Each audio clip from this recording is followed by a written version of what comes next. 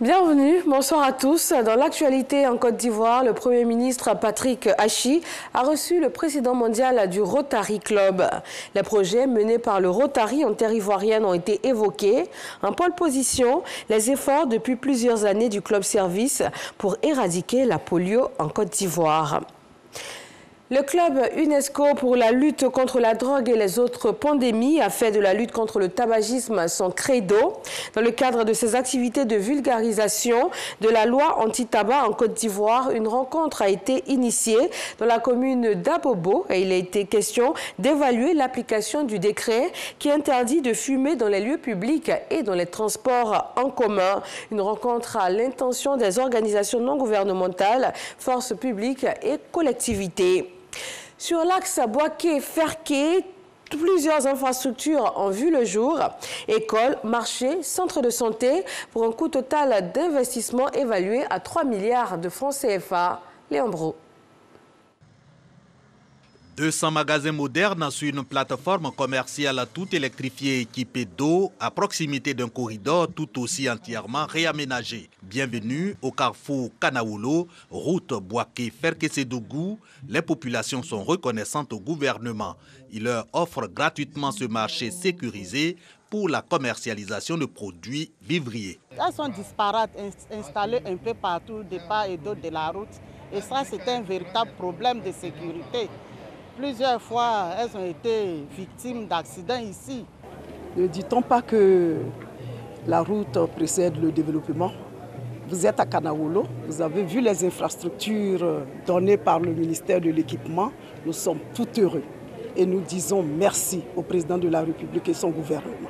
Autre retombée pour Kanaoulo de la réhabilitation de la route Bouaké-Ferké-Sédougou, cette école maternelle, des forages et la clôture du centre de santé.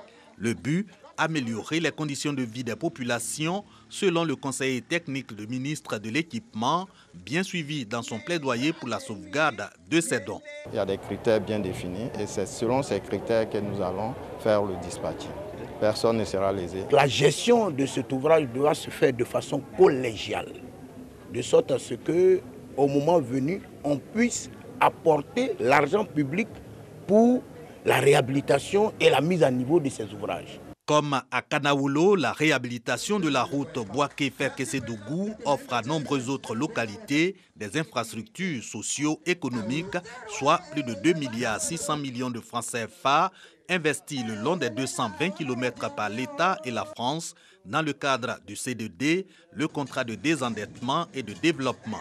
Ces travaux connexes ont été aussi financés conjointement par un prêt de l'AFD que je voudrais remercier ici solennellement pour son engagement qui a permis d'atteindre les résultats observés. Le projet principal de renforcement de la route du Nord, section Bouaké-Ferké, a un coût total de 167 milliards de francs CFA. Et les efforts vont se poursuivre afin d'intégrer dans les projets routiers des actions sociales qui traduisent la détermination de l'État à centrer l'action gouvernementale autour du bien-être des populations. Objectif du gouvernement, toujours selon Abou Nibi, traduire en acte l'adage que je cite, la route précède le développement. Lutte contre le coronavirus, l'État d'Israël a atteint un nouveau record, 11 000 cas en seulement 24 heures. Et ce chiffre record est enregistré à la veille de la rentrée scolaire. Les mesures sont renforcées. Le ministère israélien de la Santé a déclaré que 5,9 millions de personnes ont reçu le vaccin anti-Covid. C'est la fin de l'opération de retrait des troupes américaines de Kaboul en Afghanistan, 24 heures avant la fin de la journée du 31 août.